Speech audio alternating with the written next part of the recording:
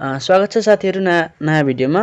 आज चाहिँ हामी क्यापिटल स्ट्रक्चर एन्ड लिभरेजकै 76 सालमा सोधिएको यो 10 मार्क्समा सोधिएको क्वेशन सल्भ गर्नेछौँ। यहाँ चाहिँ हामीलाई company A and company B both sell their products rupees 8 per unit. यहाँ चाहिँ हामीलाई दुईटा कम्पनी दिएको रहेछ। However variable cost per unit for company A is 4.8 and that for company B is 4। हामीहरुको यिनीहरुको सेलिङ प्राइस पर युनिट चाहिँ 8 रुपैयाँ रहेछ दुईटै कम्पनीको, र variable cost per unit of company variable cost चाहिँ कम्पनी ए को लागि 4.8 र बी को लागि चाहिँ 4 रहेछ। The fixed operating cost for of company A is 80,000 and for B is 1,20,000। Company A को फिक्स कस्ट चाहिँ 80,000 र कम्पनी बी को फिक्स कस्ट चाहिँ 1,20,000 दिएको रहेछ। अनि एमा भन्छ हामीलाई what is the break even point for company A and company B. Company A र कम्पनी बी को ब्रेक इभन पोइन्ट निकाल्नु भन्छ।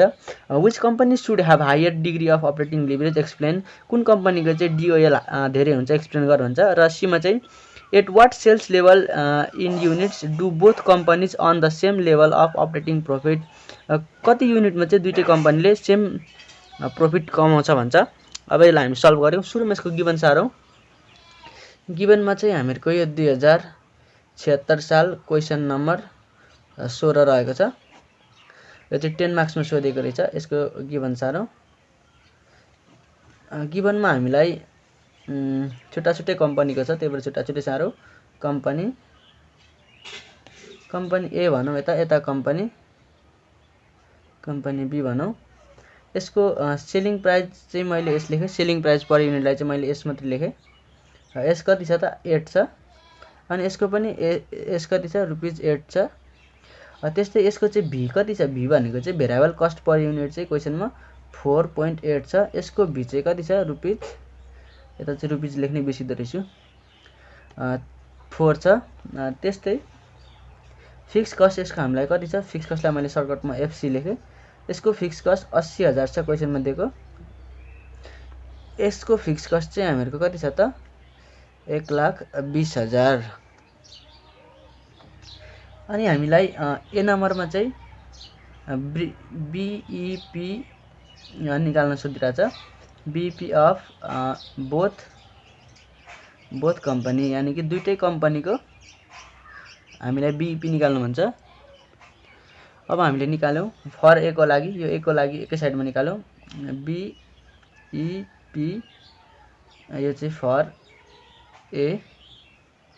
बीईपी को फर्मुला भनेको हाम्रो के हो, फिक्स कस्ट एस माइनस भी गर्दा चाहिँ हामीहरुको बीईपी आउँछ। फिक्स कस्ट कति छ त हाम्रो क्वेशनमा 80,000 डिवाइडेड बाइ एस माइनस भी भनेको 8 माइनस 4.8। यसलाई सल्भ गर्दाखेरि हाम्रो कति आउने भयो त 80,000 डिवाइडेड बाइ 8 मा 4.8 गर्दाखेरि 3.2 25,000 युनिट चाहिँ हामीहरुको ब्रेक इभन पोइन्ट आउने भयो। यो चाहिँ हामीले कम्पनी ए को लागि निकाल्यौँ। अब फर बी को लागि गरौँ। यसको बीईपी भनेको एफसी माइनस एस माइनस भी नै हो।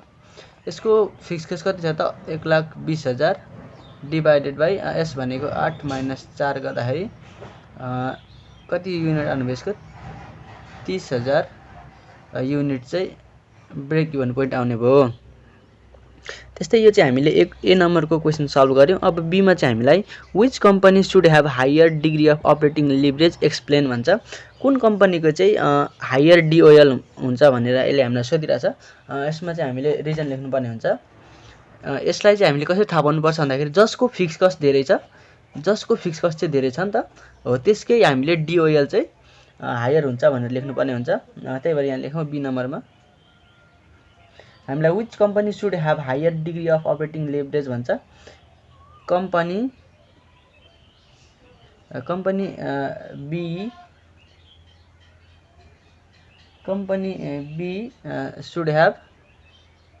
should have higher degree degree of operating leverage भन्ने because company B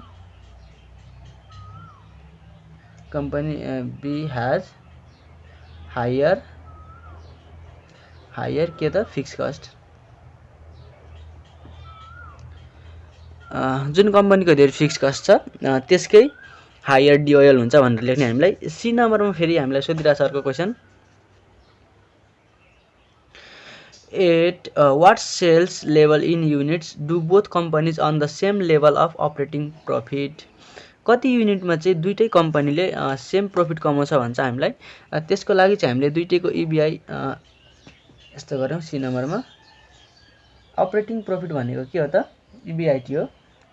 त्यही भएर EBIT of A is equal to EBIT of B गर्ने। इबिआईटी निकाल्ने फर्मुला राख्ने यहाँ अब हामीले। इबिआईटी निकाल्ने फर्मुला के हो त, QS minus B minus fix cost is equal to QS minus B minus fix cost. अब यहाँ चाहिँ हामीले यो साइडमा चाहिँ ए को इन्फर्मेसनको आधारमा राख्ने, त्यस्तै यो साइडमा चाहिँ बी को इन्फर्मेसनको आधारमा राख्ने। यहाँ हामीलाई क्यू कति छ त, हामीलाई क्यू निकाल्नु पर्ने छ। त्यही भएर क्यूलाई क्यू नै छोडिदिने। एस भनेको कति छ त, यसको 8 छ, माइनस बी भनेको 4.8 छ। यसको फिक्स कति छ त 80,000।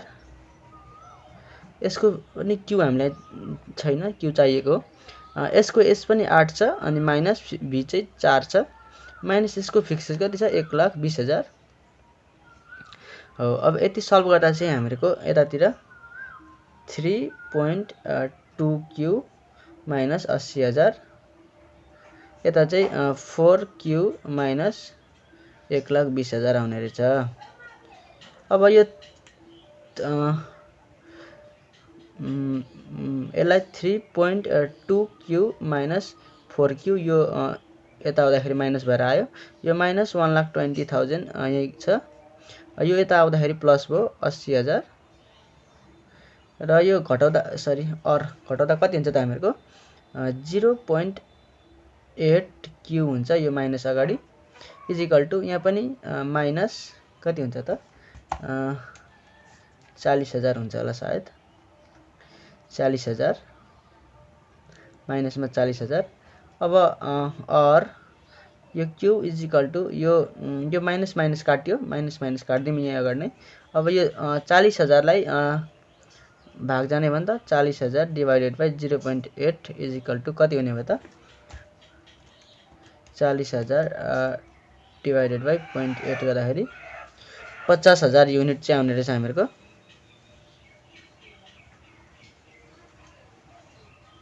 यसरी 50,000 युनिटमा चाहिँ दुईटै कम्पनीले चाहिँ सेम अपरेटिङ प्रफिट कमाउने रहेछ। यसरी हामीले यो क्वेसनलाई सल्भ गर्छौँ। यो चाहिँ हामीहरूको यति हो जम्मा। यति गरेको चाहिँ हामीलाई 10 मार्क्स आउने रहेछ। यो चाहिँ धेरै अप्ठ्यारो पनि छैन। यसको फर्मुलाहरू चाहिँ हेर्नु होला किताबमा मजाले।